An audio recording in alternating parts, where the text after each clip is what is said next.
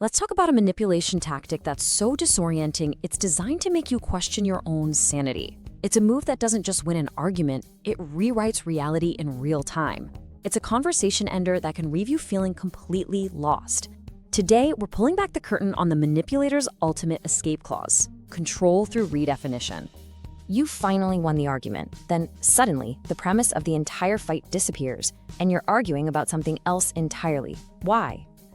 This is the dark psychological paradox of control through redefinition, the escape clause manipulators use to guarantee victory. So here's how we're going to break this all down. First, we'll talk about that weird feeling when the goalposts move. Then we'll actually define the trick. After that, we'll dissect the whole gambit step by step. We'll get into the psychology of why it happens. And then, this is the important part, we'll lay out 2 clear steps to keep you safe before we wrap up with the most important rule of all, holding on to the truth. Okay, so let's start right there in that exact moment. That feeling of vertigo you get in the middle of a conversation. You know the one. You've got your facts, your evidence, you've laid out your point perfectly, and for just a second, there's silence. You think, yes, finally they get it. But then, just like that, the ground vanishes from under you. The entire argument just changes.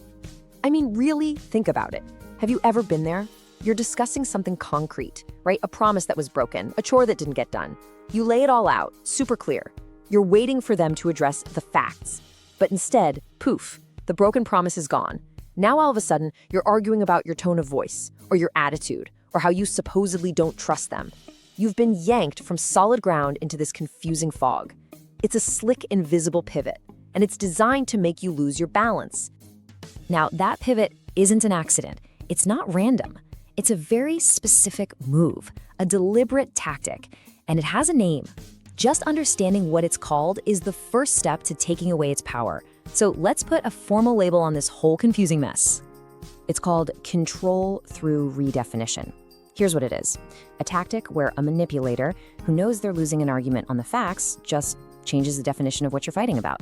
It's like you're about to checkmate them in chess and they just sweep the pieces off the board and announce you're now playing checkers. And by the way, all their pieces are kings. The goal isn't to solve anything anymore. The new goal is just to be in control. And look, this trick doesn't exist in a vacuum. It's a huge part of a much bigger pattern. It is absolutely central to gaslighting. I mean, what's more reality bending than changing reality on the fly? It's also super common with people who have narcissistic traits, people who just cannot handle being wrong. At its heart, it's a desperate way to dodge accountability. If you can't defend what you did, you just redefine what you're being accused of. And it's all about keeping up this illusion of being powerful. It's really a huge sign of weakness, dressed up to look like strength. So how does this actually play out? In the heat of the moment, it feels like pure chaos, just a confusing mess.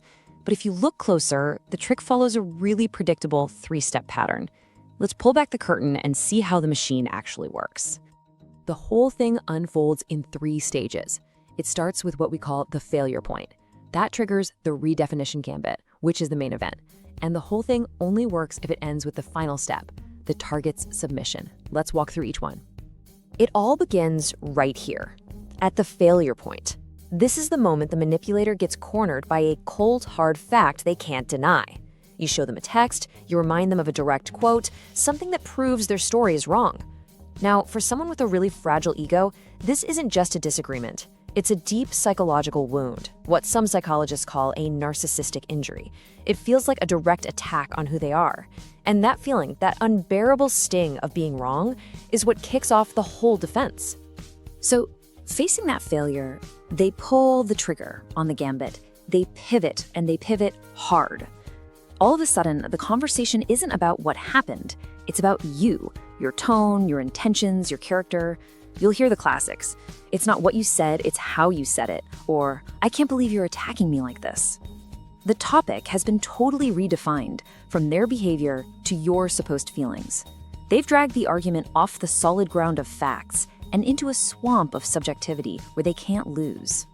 Now this right here, this visualizes the entire trick. On the left, you've got the real argument, the facts of what happened. It's objective, it's real. On the right, you have the new argument, your tone and lack of trust. It's subjective, impossible to prove, and it puts you on the defensive. The manipulator's only goal is to pull you out of that left column and into the right one. They need you to start defending your tone, because the second you do, the original issue vanishes. You've lost. And that brings us to the final stage, submission. Now, this doesn't mean you agree with them. Oh, no. It just means you engage with the new topic. The second you say, "What do you mean my tone was off?" Or, "Of course I trust you, but..." That's it. The trick worked. You took the bait. Why? Because you're so confused and just plain exhausted from the mental whiplash that you'll do anything to get the conversation back on track. But in that moment, you've handed them total control. The trap has been sprung. Okay, so we've looked at the how. We've seen the mechanics of the trick. But to really diffuse it, we have to understand the why. What is driving this behavior? We need to look at the psychology of both the manipulator and the target, because this isn't just about being clever with words. It's about some really deep-seated stuff. For the manipulator, it all comes down to one thing: ego protection. Their sense of self is so fragile that just being wrong can feel like their whole world is collapsing. This creates a really uncomfortable feeling called cognitive dissonance. You know, the stress of believing two opposite things at once. I'm a good person, and I just did a bad thing. A healthy person fixes this by apologizing, but the manipulator, they choose to fix it by changing the definition of right. It's a desperate move to protect their self-image. So why do we fall for it? Well, it comes down to two very human things. First, we have this deep need for closure. We hate leaving fights unresolved. And second, and this is a big one, is something called cognitive load. Think of your brain like a computer. It's already working hard tracking the facts of the argument. When the manipulator suddenly throws this new emotional argument at you, it's like opening 20 new programs at once. The system crashes. We often give in simply out of mental exhaustion. We just want the chaos to stop. All right, we've taken the problem apart. Now for the good stuff, the solution. How do you actually protect yourself from this? How do you break the cycle? It comes down to a very clear two-step plan. This is where we shift from just understanding it to actually doing something about it. The two steps are simple to say, but they take practice. Step 1, name the shift. You have to call out what's happening right in the moment. Step 2, script the exit. You have to be ready to end the conversation if it can't get back to reality. Let's look at exactly what you can say. Okay, let's break this first script down. Wait, the original issue was X. I will not discuss Y until X is resolved. This is so powerful.